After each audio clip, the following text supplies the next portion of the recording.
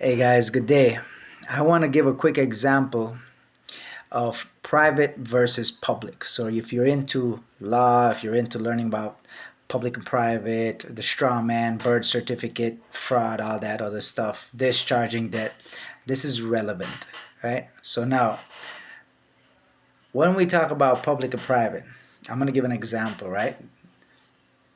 Let's say that I inherited a boat, right? I inherited a boat, and the agreement is that it's mine. I can benefit from it, but I can't sell it. So I don't know how to drive. I don't know how to steer a boat. I don't know how to do anything with a boat. But I have a friend, and I have a friend. His name is John, let's say. And John is a fisherman, right? And he has two boats, and he's been fishing for years and years. And he's like three, four generations fisherman. So this guy knows what to do with a boat. So I reach out to John. I say, hey, John, can I got a boat right here. Can you take a look at it? And he looks at it. And he says, wow, this is really cool, man. Where the hell did you get this from? I inherited, but I don't know what to do with it. And then John would probably say, hey, well, what do you mean you don't know how to do with it? I just make money with it, man. Go get some fish, you know. And now obviously I'll be like, well, I don't know how to do that. But John, what if I entrust you with the boat, right? And you do your thing, make money, you use it, right? But just give me a little something. Give me a little interest. Give me something every month, right? So that something every month is, let's say, interest to me because I'm going to entrust him with a whole property of value of X amount, right?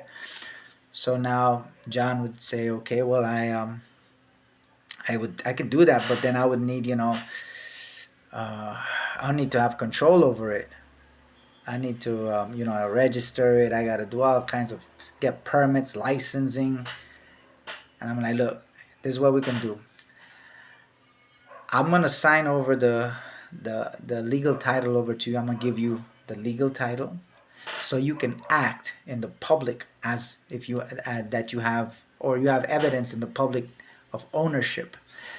And I'm gonna give you my rights to it. I'm gonna transfer everything to it, everything to you, and that way you can do whatever you want with it, on the condition that you every month give me some interest. So I'm gonna grant this ship to you, appoint you as trustee for the benefit of maybe my account that I'm gonna give you an account, to where you can deposit every month. So that's a private agreement. And then John says, okay, I accept. Okay, so now John has already accepted something called a fiduciary obligation and responsibility. Now he has to use that and he can make profit, but he has to pay a little interest to the beneficiary, right? So now that's a trust agreement. Now in the public, me and John, I'm gonna go transfer title. John is gonna have the title, right? John's gonna have it. He's gonna act like the owner of it, right? And and there you go. So in the public, it'll look like John is the one who owns it. But in the private, obviously, because I would have a beneficial right or a right to benefit from that property, I will hold beneficial title and John would hold the legal title. So that separation of title is a trust. But in the public, it looks like John is the owner, right? So that's the public and the private. So we have to recognize that in the transactions we do in public regarding money or anything that evidences a debt, that is a property that is being conveyed in the very same way. So let's say you work very, very hard and you provide labor, you give your time and energy, and you accumulate. Let me give you something right here. You accumulate, hold on, let me show you. You accumulate a bunch of these right here, right? Let's say you have 1,000 of these. And when you give let's say, to register your car, right? You're giving them a piece of property, right? And they say, but that's a service fee. No, what had happened is that you earn this with your value, your time and energy. So now this doesn't belong to the bank anymore. This belongs to you. You can claim it. Now, you have a right to benefit from this, right? So you can assign this as well, or you can just give it up, right? Meaning that you can give it to somebody for the benefit of yourself, or you can just give it to somebody for them to benefit off of it. So that's what I'm trying to say, is that the interactions that we have in public, it is a public interaction, but it can also be a private trust that is created if you're the one giving the value, right? So this has no value. If you take this to some other country in the world, right, where there's no central bank of Belize, this is just a toy. Nobody's going to take this for real, because this is only redeemable in the central bank of Belize, right? But right here, the only reason we hold it as value, because we give it value. So we choose to trade our value, our time and energy, for these pieces of beautiful paper right here, and durable. And then we trade it because this represents our value that we have invested in acquiring this, in the very same way, like or similar way, like a menu represents food. This isn't value. The menu isn't food, but this represents value, just like the menu represents food, right?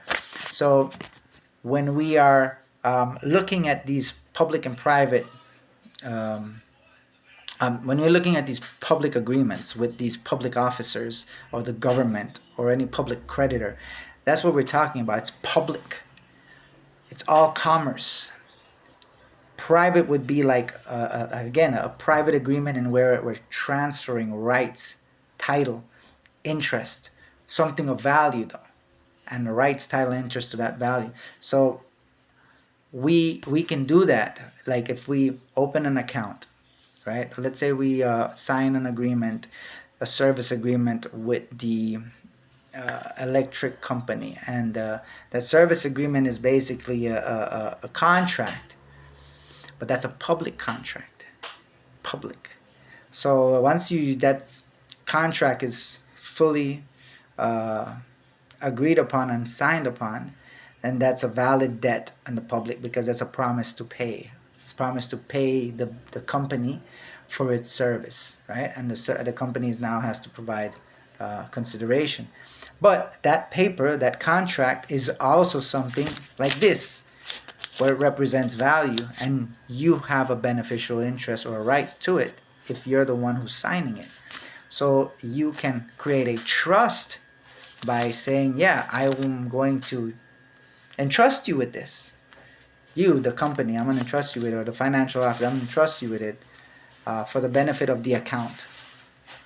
So now, once we do that, the contract is now a bond, because it's being used to secure an obligation, because it evidences debt. So anything that evidences debt in the public is money, is public money. It's debt. But what you're doing now is that you're using trust law, that you're taking that instrument because it has value. It represents future labor, right? It has value.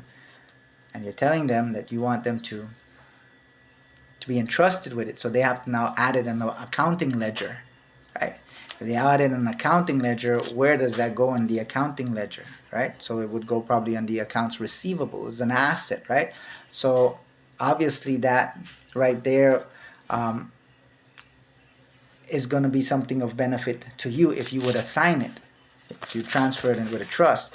But if you just sign the agreement and give it to them and make no trust agreement, just sign the contract, then you've only covered the public side. You have not covered the private side. You've failed to cover the private side. And then this, unfortunately, gives them the opportunity to do that. And by procedure or operation of law, they just do it, because then they get to charge the account, right? and they are charging the account, and then we become liable. And remember, if you're liable, it's probably because you're trustee. And liable trustees are liable. So if we're the ones being charged, we're the ones having to pay our performance because we're being assumed to be trustees. And if we're trustees, we're part of a trust. So we're part of the public trust. We haven't, and then again, that's more like a contract in the public. Uh, the private trust is where we would more want to express ourselves and how that works, how we want it to work, how we want it to benefit us. So, yeah, maybe this analogy would help you guys. I wanted to make it about 2 3 minutes, but it's like 11 minutes. Sorry about that.